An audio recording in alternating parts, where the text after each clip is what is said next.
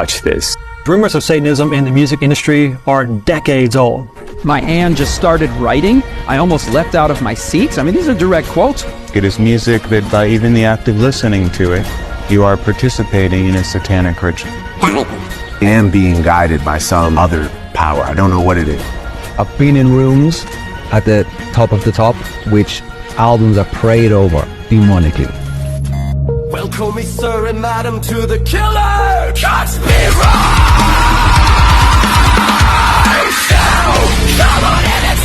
Grammys, they, as Smith now prefers to be called, identified as Satan. Katy Perry performs Dark Horse at the Grammys. Blood Sneakers.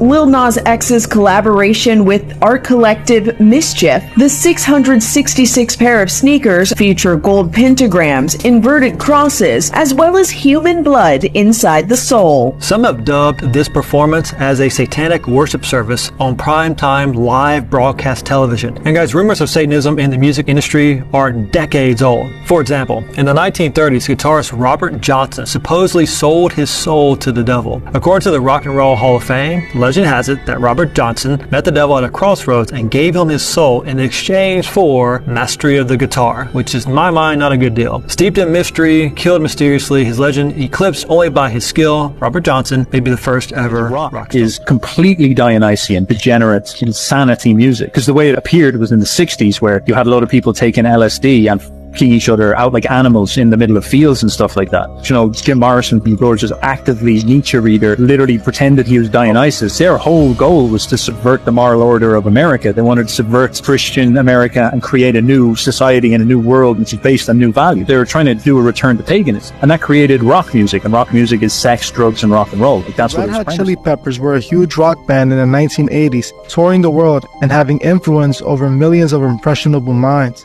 Minds that were being shaped by Aleister Crowley's trio of Do What Thou Wilt, as the phrase lives in the heart of rock music.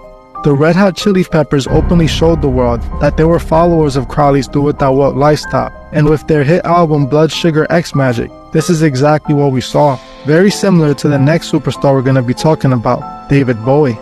David Bowie originally became famous in the late 1960s and early 1970s after releasing his hit record, Space Oddity. He would go on to have a long, luxurious music career from then on. Just like we saw with the Red Hot Chili Peppers, David Bowie also was an occultist who praised Aleister Crowley with his music. Bowie was openly telling the world that he's a Masonic puppet, and most people at that time had no idea. Even until the very last days of his existence, he was pushing occultic-themed videos for his millions of followers. Bowie seemed to have known that he was soon to be expired, and decided to show the world one last ritual in his music video for Black Star. Black Star is one of the most occultic music videos I have seen in my life, and the first few times I viewed it, it made me very uncomfortable. Every single kid that whose case we know about, who committed a violent act in Satan's name was also into heavy metal music. What's your response to that, Oz? Well, I don't really know. All I do is make music, you know. I don't sit down and purposely plan to freak everybody out. I mean, I always have played heavy metal music. I suppose when I was younger and I started writing songs, my world was kind of, I came from a working class family who had nothing, no dough and no prospect of ever having much money. And so that's how I saw the world as a charm. So, well, not all my songs are about Satanism. And the Rolling Stones, you'll see the quote on the screen from Keith Richards, who wrote songs. He said, songs, yeah, they think you wrote it. So the Rolling Stones, famous rock band, people think they wrote their songs. He says, really, you are just a medium, like being at a seance. Yep. Songs come to me en masse. I didn't do anything except to happen to have been awake when it arrived. So he was very clear also that the origins of his music were not in his own creative capacity. He says, people think I wrote my songs. Not so. Same thing with Jimmy Page and Robert Plant of Led Zeppelin. They said that they received the song Stairway to Heaven, the most played song in radio history at one point at least, and they said that My hand just started writing. I almost leapt out of my seats. I mean, these are direct quotes where they say their hand just started writing and it startled them, and they received that song that they did not compose. Finally admitted that a demonic spirit is using him to make his music. In this video, he talks about his process on songwriting and recording, and he finally exposes what spirit he's operating under. I can put in the maximum amount of effort. I can use all my heart and my soul, in my writing. But at the end of the day, I am being guided by some other power. I don't know what it is. Let's take a look at what power is guiding him to make his music. Give a about your mob, boy. I'm the real 6 guy, boy. But really the truth is you're scared of the 6. Yeah, you're scared of the 6. Yeah, you're scared of the 6. Behind closed doors, a lot of 6 God worshiping. Devil's working overtime. Voodoo spells put on my life. But if the devil's in the details, then I'm satanic. It's clear that this other power that's guiding him to make music is Satan. In Ecclesiastes 7:5, it says this: "It is better to hear the rebuke of the wise than for a man to hear a song of fools." Music is very spiritual, and if you're following Jesus Christ, but still letting satanic hymns permeate your subconscious mind, you are willingly surrendering to the enemy in this spiritual battle that we're fighting. There was a song exclusively written by Satan himself. Some of you may know this song, but more so the older school folks. It came out in 1973, and it's called I Write the Songs, sung by Barry Manilow. If you have not heard this song, you would not believe how eerily outright written this was. Okay, let's break this down a little bit. I've been alive forever, and I wrote the very first song. Lucifer was the music. God created Lucifer to create music. Music was created even in him. It came out of him. It was, completely flourished by him. He was the start of music because of God. I put the words and the melodies together. I am music and I write the songs. And then we go into the chorus. I write the songs that make the whole world sing. I write the songs of love and special things. I write the songs that make the young girls cry. I write the songs. I write the songs. This is verse 2. My home lies deep within you, and I've got my own place in your soul. Now when I look out through your eyes, I'm young again, even though I'm very old. He is spiritual. He's a spirit. And this is the very last line of the song, the outro. I am music and I write the songs. Can you say eerie? Can you say Lucifer? You're about to go to bed right now. Do not watch this. So there are some songs, and when you play them backwards, there are some dark, hidden, satanic messages in them. The first one I'm going to show you is Stairway to Heaven. You might have already heard it. But the second one I'm going to show you is a song by Beyoncé, and when you play it backwards, it's just super creepy. Watch this. It's just a sprinkling for the May Queen. Yes, there are 2 paths you can go by, but in the long run, there's still time to change. Yes, my good friend.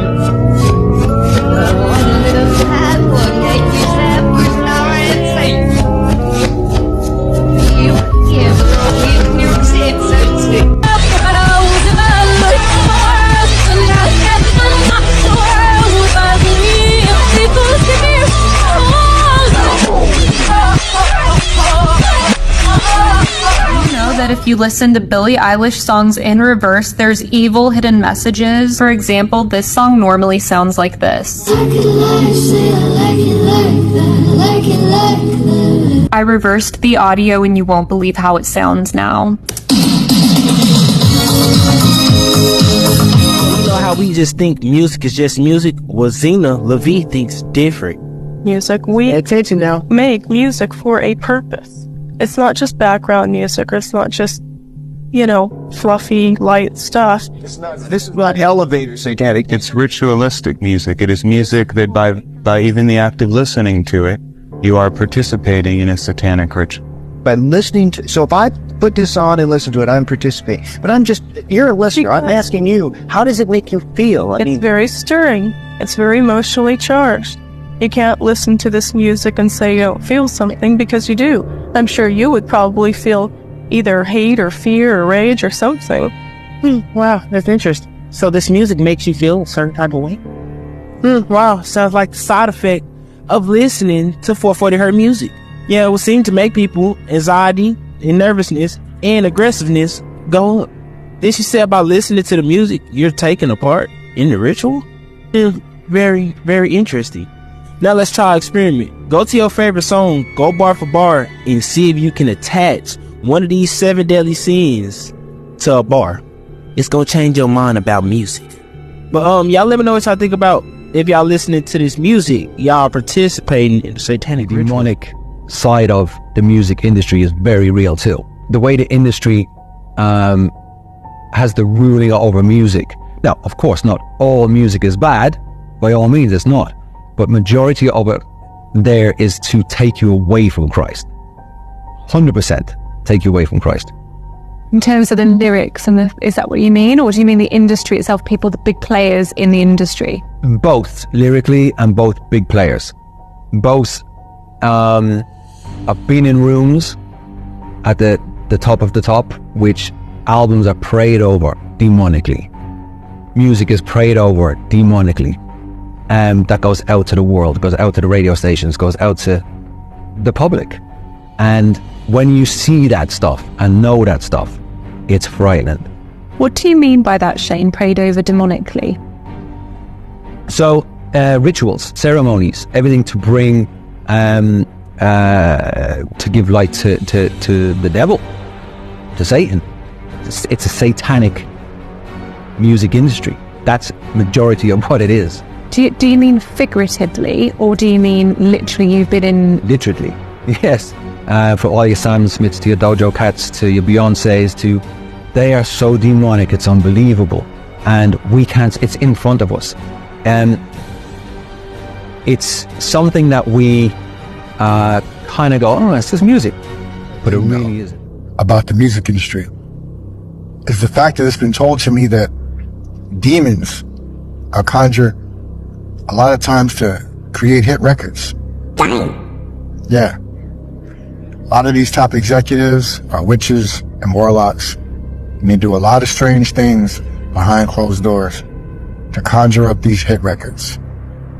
I've heard so many weird stories about records, before they go to mastering, they do rituals on some of these records without even some of these artists even knowing about it. Yeah, they take their albums to a room where they do sacrifices, where they do rituals, incantations, chants, all kinds of things, where they conjure up jinns, demons, even Lucifer himself. Fucking hell. From what I've been told. So a lot of these big hit records that we hear on the radio or saw on TV all day long weren't just because they were catchy tunes. They had spirits attached to them. Energies, entities attached to them. Channeled through sacrificial incantations and chants and secret rooms, oftentimes in the same building where the record label is located. Look, bro, it's a Masonic Temple. This is the MTV building. Yeah, bro, look. They have a secret room for the rituals, bro. So it's like a normal meeting room. You'll know it when you see it, bro. Imagine how many record contracts have been signed in there.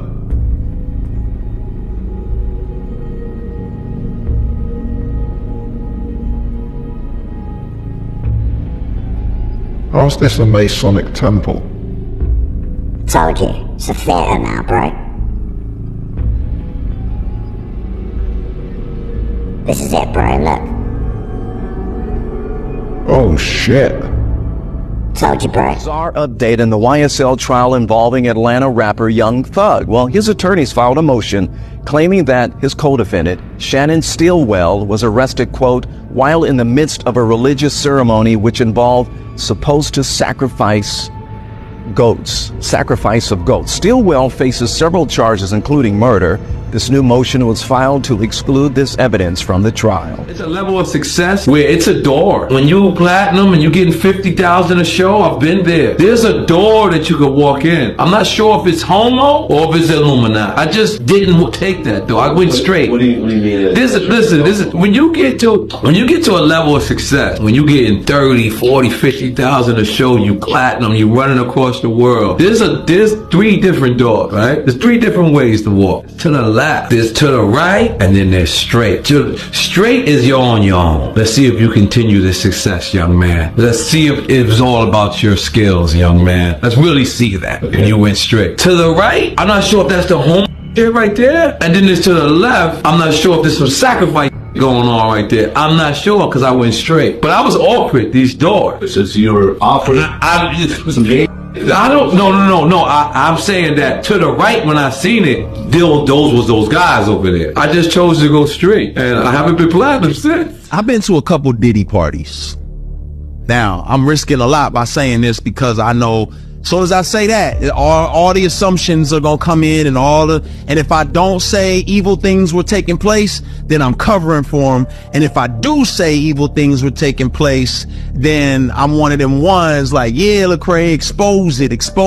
You know what I'm saying? Here's what I'll say. There are people who will test you. There are people who will see how far your limits are. And if you're willing to take a step, then they'll take two.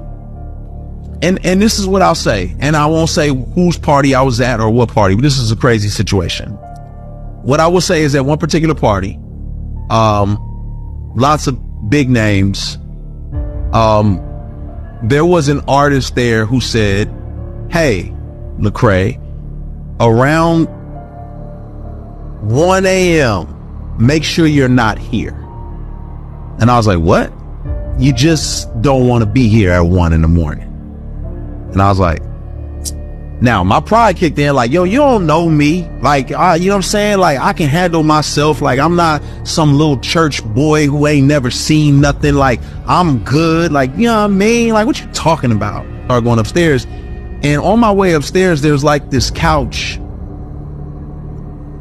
I won't say how the couch is designed because then that may give away whose party and whose house this was. There was a couch, and on the couch, I saw a couple of guys really going at it, hard and heavy. And man, and I was like, oh, you know, my brain, I'm thinking, well, you know, the celebrity party, people do what they do. As I started moving upstairs, I passed them up, and I noticed that it wasn't just those two guys. It was more and more people just going at it. I was like, okay, it's time. 2019, the Pentagon's Psychological Operations Unit spoke about turning Taylor Swift into an asset during a NATO meeting, a psyop for combating online misinformation. Now, I'm going to show you this clip, but before I do so, I want you to ask yourself a couple questions. How does someone get so popular that her last tour outweighs the GDP of 50 countries? Then I want you to ask yourself this. Who is she dating? Well, some call him Mr. Pfizer because he is all over the commercials, and now he's one of the most popular athletes of all time. Oh, snap. And coincidentally, we're about to see both of their faces a lot during the most viewed event in television history. You came in here wanting to understand how you just go out there and counter an information operation. But the idea is that social influence can help encourage or promotes behavior change, so potentially as a peaceful information operation. I include Taylor Swift in here because she's she's fairly influential online person. I don't know if you've heard of her. Oh man, it all makes sense with the rumors that are being put out by Usher. Do you know who that is? We'll get to who she is here in a second, but just wait. Oh, it's definitely starting to make sense. As you can see, this is A$AP Rocky right here, right? It's definitely starting to make sense. As you can see, that's the Migos right there. I think we're missing one of those members, right? This is Mrs. Michelle Lamy, and I'm sure this picture right here tells 1,000 words in itself, right? And this is A$AP Rocky's wife, Rihanna. If this photo in itself doesn't tell you that there's some weird shit going on, I really don't know what will. But this lady right here has a lot of controversy behind her name. But as you can see, Michelle Lamy is a French culture and fashion figure. She's been a clothing designer, a performer, film producer, and more, and is the wife of none other than Rick Owens. Does anybody know who Rick Owens is? Because God, once you dig a little deep, you can't stop digging. And then you start to find things that you really thought you would never find in the first place. But the fact that Usher is heavily associated with this woman just tells me everything I need to know. Alright, if music wasn't crazy enough, here's Cardi B admitting that her music activates demons. Hear for yourself. These songs are activating, like, his demons. You know what I'm saying? Like, I don't want to be that girl anymore. I just want to be a mugger. I'm saying, like, I don't want to be that A party anymore. I left that lifestyle a long time ago, bro. Like, I think The devil has always used music as a subversive tool to destroy God's people. Awards earlier on in the year, Sam Smythe quite literally shocked the world with one of the most demonic performances we have ever seen on live television. Performing his song Unholy, it looks like he tried to give us a depiction of what hell looks like. With him in devil horns, the whole set on fire, women in cages. I mean, it just doesn't get any more demonic than that. Next, we have Lil Uzi Vert at Rolling Loud, where he even wore a satanic belt with pentagrams on it, is playing these gory murder scenes in the background of whatever the heck that movie was. And to top that all off, he debuted his song where he said he made a city girl believe in Satan. And whenever The Weeknd went on tour this year, there was always a common theme. His dancers would be dressed in these hooded gowns, dancing around this demonic-looking robot thing. And whenever that figure wasn't there, they would be dressed up in red, doing it under the moon. People who attended these concerts just said that there was a very dark vibe. I mean, not to mention, he literally flashed the word Satan at one of his concerts. You're gonna do a lot to get there, like sign your name in blood in a contract with the devil. that's how I got introduced to the music industry. I swear I wanted to be like the Amy Grant of music. Yeah. Well, it didn't work out, and so I slowly spoke with the devil while needless to say, sold my soul. I swear to Lucifer. Why is your hand over your eye? Because I'm a devil worshiper. What are we talking about? Well, there's a crazy boy who lives in me. He says the things that I don't want to say. He threatens to beat people. He's violent. Celebrities who have sold their souls for their careers and paid the price. That's most of them, bro. Katy Perry has admitted that she did sell her soul to the Dark Lord. This enabled her to sell 11 million records worldwide and earn 3 Guinness World Records. Miley Cyrus has indeed mentioned feeling like she compromised her artistic integrity by creating pop music. Her album Bangers caused quite a stir, but she also faced repercussions. Her subsequent album, Younger Now, was considered a commercial disappointment. Lady Gaga admitted that she had donated her soul to the light and claimed that it was a very real experience, and she had been trading with the devil in exchange for music talent. But for years, she had been fighting the dark forces of her body. The journey is usually the part that you remember anyways. You sound exactly like her, mate. Shut up, bro. Everyone in the comments says you sound like KSI. This guy, Mo, you always put this guy in to try and make me laugh.